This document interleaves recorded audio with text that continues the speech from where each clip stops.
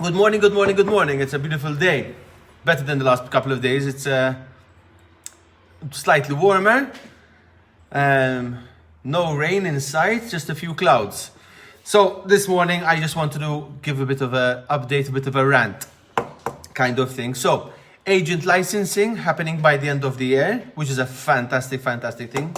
Every agent has to have a license. So for you to apply for a license, you need to send in your police conduct. So at least people entering your house when you're selling them, you know that they're not really criminals. They don't have a bad background, bad conduct. So the license thing is going to be a fantastic thing, and everyone has to be licensed by the end of the year. Saying that, for any agents out there who don't know, if you do not get your license by the end of March, you need to send a letter of intent to the government stating that you are going to get your license this year, and that you won't be getting it by the end of March, which is fantastic. I just want to give a bit of a background of what an agent's job is and some of the pitfalls that you will incur. So an agent, let's say me this morning, an agent, I'm not getting paid. Sitting here on my desk, I do not get paid. So the only way an agent gets paid is when a property sells. So a contract has to happen, not a promise of sale, a contract. And that is when you get paid. Now, I have a friend, I got a recommendation, and this recommendation, this client buyer wants to find something similar, St. Julian's in a budget. Now, on our database, there are around just over 4,000 properties within that area.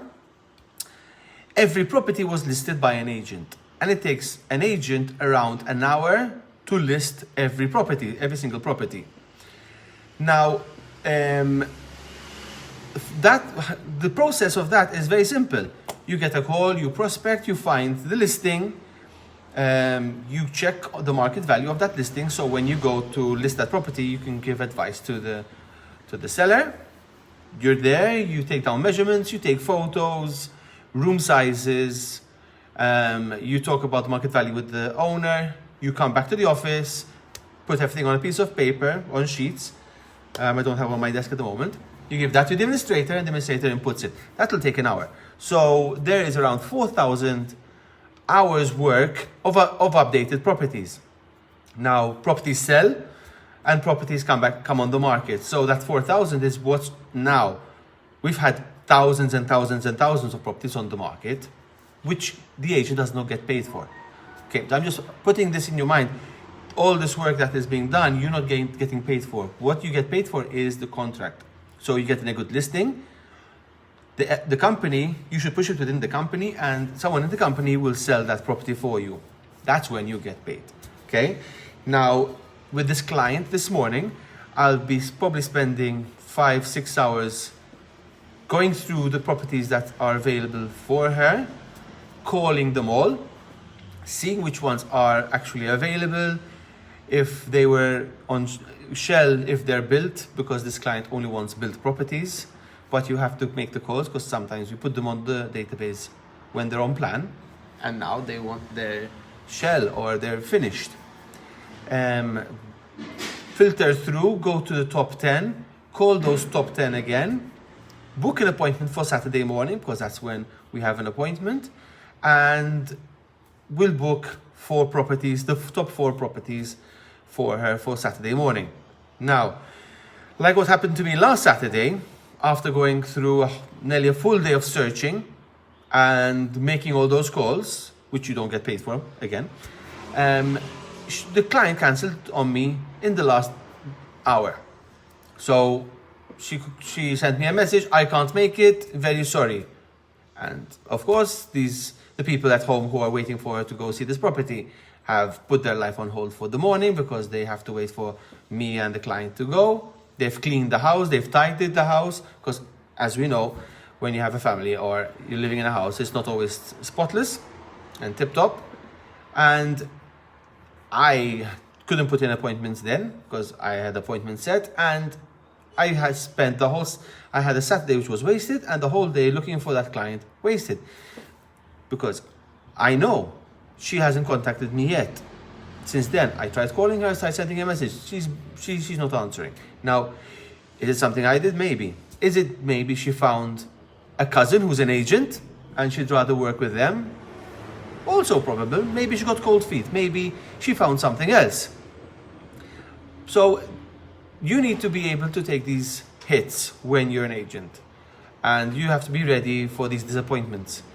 Now, making those calls is always good because you're keeping updated and you keep in contact with your sellers.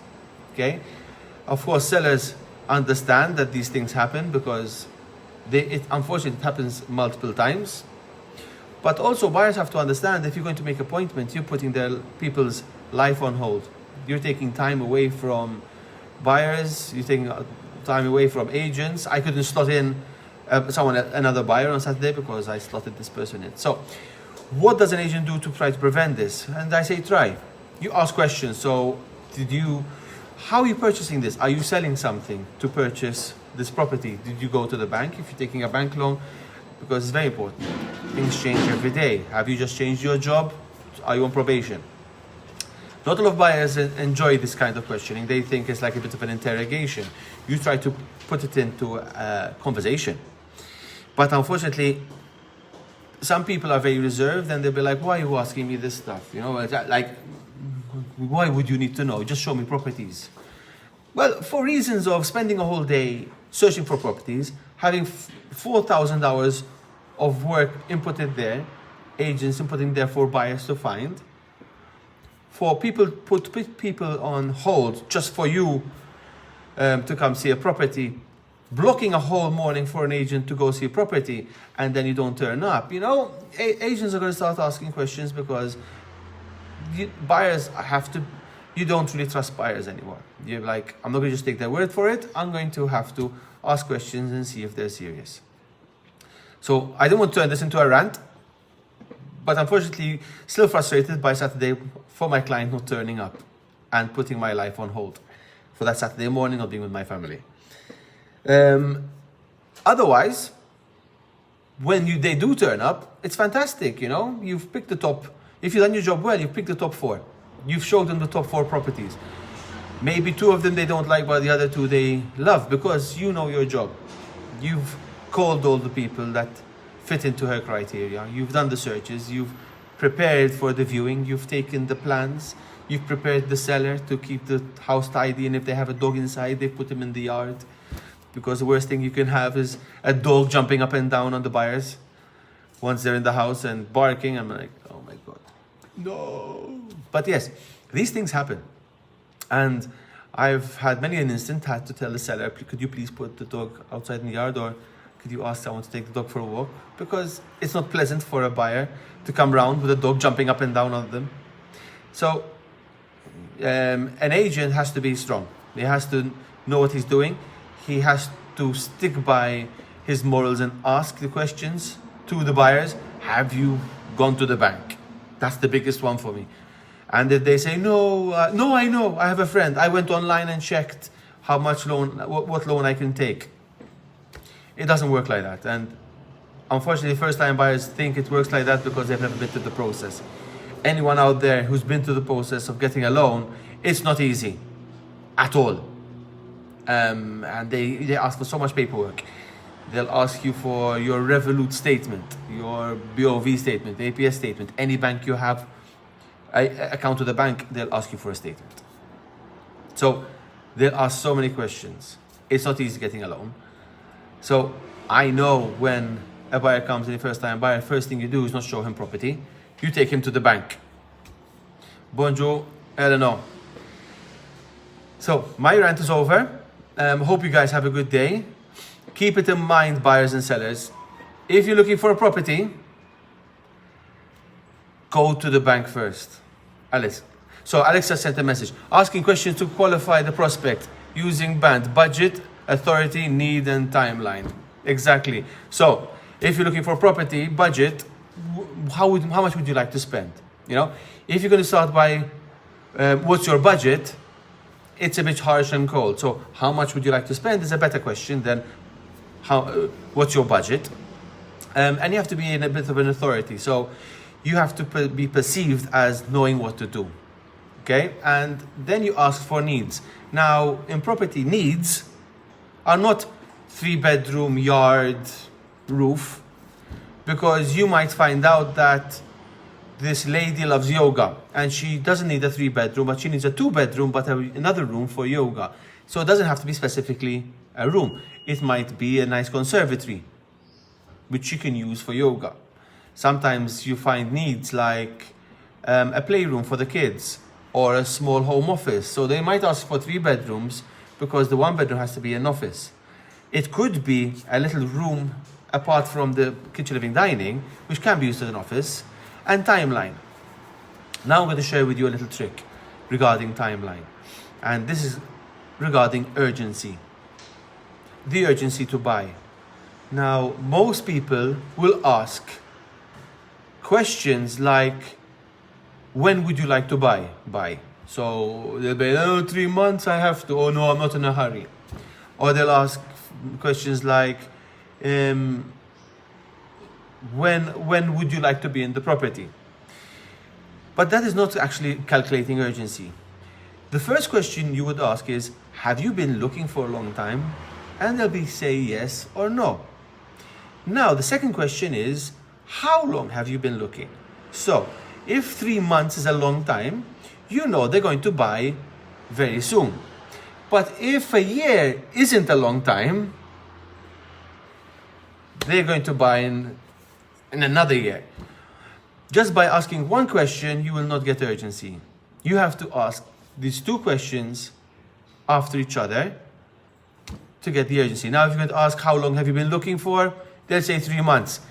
No urgency. You don't know if that was a long time for them or a short time for them. But if you first ask, have you been looking for a long time? That is your gauge, yes or no. So they say, yes, I've been looking for ages. I've been looking for 3 weeks now. Look, this is a buyer. He's urgent. He's going to buy within the next 2-3 weeks maximum, because 3 weeks for him was a long time. I've had clients who've seen 100 properties. Bonjour, Matthew. Can you imagine? I didn't know this. They were qualified. You know, they're both doctors. They went to the bank and they know everything. They know what they want, as I thought. So I met them. He was a friend of mine. Had no idea I was looking for property. I took them into this property, and the girlfriend goes, do you know, this is our 100th property we're seeing. I wanted to die. I was like, oh my God, she's counting. She's counting the amount of properties she's seen. I'm like, okay. I am like, how many more properties do you need to see before you buy? Oh, we don't know. I'm like, oh. You know, I took them out again. I was still starting. I took them out again. Unfortunately, I gave up on them. 3 years later, they bought. Can you imagine if you had to stick with those clients for 3 years? And they changed their minds so many times. So many times. Okay, guys. Have a good day. Today's Wednesday. 2 more days for people who work in a normal job. 4 more days for me. Have a good day, guys.